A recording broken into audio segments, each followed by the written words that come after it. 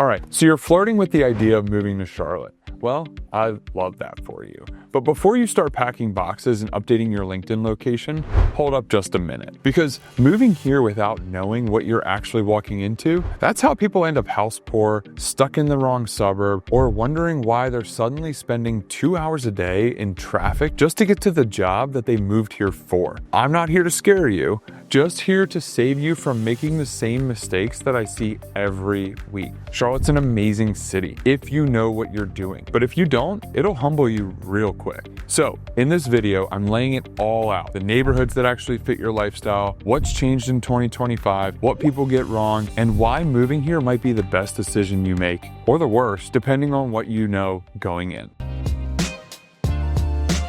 But what is it actually like living in Charlotte day to day? Not the shiny brochure version, not the influencer showing you a rooftop mimosa version. I'm talking real life. Let's start with the vibe. Charlotte is this unique mix of southern hospitality meets modern city hustle. You've got pockets of the city that feels super urban and fast paced, like Uptown, South End, Noda, and then just 15 to 20 minutes away, you're in areas with big yards, family block parties, and people waving at you like it's Mayberry. It's like if Atlanta, Raleigh, and a Hallmark movie had a baby. The pace of life, honestly, it's just right. Not too slow, not too fast. You're not stuck in New York style chaos, but it's not so chill that you feel like you're aging in real time. It's the kind of place where you can have a legit career and still hit a brewery or take your dog to the Whitewater Center after work. Let's talk traffic though. Yes, Charlotte does have traffic, especially if you're coming from a small town, but it is nowhere near LA, DC, or Miami. That being said, depending on where you live and where you work, your commute can either be a breezy 15 minutes or the reason you develop a podcast addiction. So yeah, choosing the right neighborhood matters big time, and we'll get to that next. Weather-wise, think humid summers,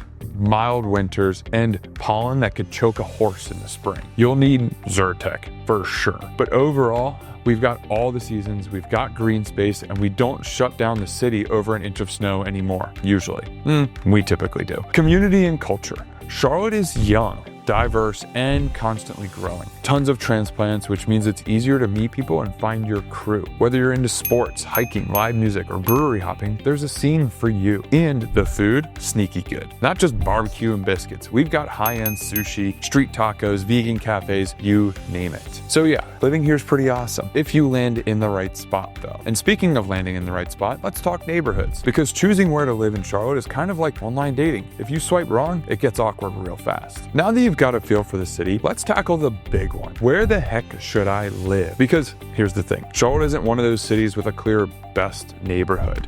It's more like a buffet. What works for one person might be a total mismatch for someone else. So I'm breaking it down based on lifestyle, because your zip code should match your vibe, not just your budget. If you're a young professional who wants walkability, nightlife, and Instagrammable coffee shops, South End is your playground. Picture luxury apartments, rooftop bars, and a light rail that actually works. It's fast-paced, social, and yes, everyone has at least one dog. Rent and home prices are not cheap there, but you're buying into the lifestyle. You want tree-lined streets, million-dollar homes, and Charlotte's version of old money? Myers Park is where it's at. It's quiet, stunning, and ridiculously charming. You'll see joggers, Range Rovers, and some of the best public and private schools around. Bonus, it's super central, so your commute won't crush your soul. You're also more likely to find homes with larger lots, finished basements, fenced yards, or unique architectural details that you don't get in some of the new build communities. And if you're on a quicker timeline or want to avoid construction dust and delays, a resale home might check all of your boxes and then some. Bottom line, both paths offer major benefits. It's not about which is better, it's about what's better for you. And that's where we come in.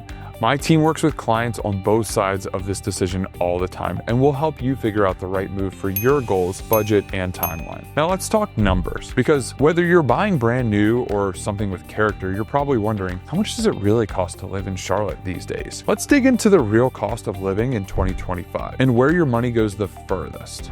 All right, let's talk money, because it's one of the top reasons people look at Charlotte in the first place. You've probably heard someone say, Charlotte's so affordable compared to where I live now. And yeah, that's mostly true. But let's break it down so you know exactly what to expect in 2025. And more importantly, where your money goes the furthest. Housing costs. Let's start with the big one, housing. Whether you're buying or renting, prices have gone up over the past few years. But compared to cities like New York, DC, Boston, or pretty much anywhere in California, Charlotte is still a steal of a deal. The average home price in the metro area sits somewhere around $450,000 to $550,000, depending on location and size. Maybe you want something turnkey in South Park or Dilworth, expect to pay closer to 7 figures. But if you're cool being 20 to 30 minutes outside of the city, places like Indian Trail, Mint Hill, or even parts of Huntersville, you can snag a beautiful home for under $500,000 without sacrificing style or space. Rent for a one-bedroom in South End or Uptown, you're looking at about $1,600 to $2,200 a month. But if you head a little further outside of the city, that number drops, and it drops really quickly. For utilities and daily living, compared to larger metros, your monthly expenses will feel refreshing. Utility bills here, especially like electricity, gas, water, tend to be on average between $150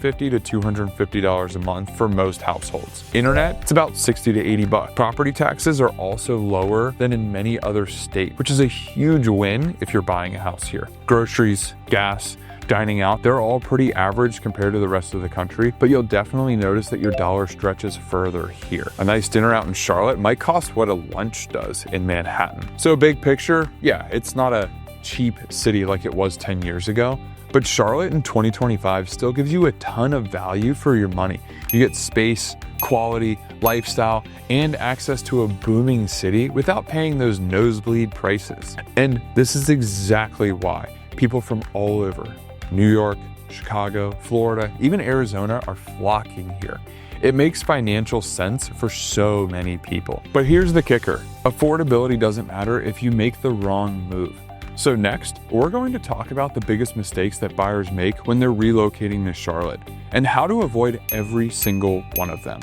Trust me, overpriced homes sit. Doesn't matter how cute the kitchen backsplash is. So yeah, 2025 is a market where strategy matters more than ever, whether you're buying or selling. Success comes down to timing, presentation, and having the right team on your side. Now, let's shift gears and talk about something people overlook all the time: the logistics, the actual move. Because deciding to come to Charlotte is one thing, but how you plan that move, that's where things can really go sideways or super smooth. All right, so you've decided that Charlotte's your next chapter. Amazing. But before you start boxing up your kitchen and canceling your gym membership, let's talk about how to plan the move the right way. Because here's what a lot of people don't realize. The logistics of relocating can make or break your experience. First up, timing. Charlotte moves fast, especially in spring and summer. So if you're planning to move between May and August, you may need to start the home search like yesterday. And the earlier you can line up housing, the smoother everything else goes, especially if you're selling a home in another city at the same time. Second, short-term housing. Maybe you're not ready to buy immediately. No problem. But corporate rentals, furnished Airbnbs, and month-to-month options do fill up pretty quickly, especially near South End, Uptown, and even down in Ballantyne. So get ahead of that. And third, the weather. Quick PSA, don't move here in July if you hate sweating through your socks. Planning ahead makes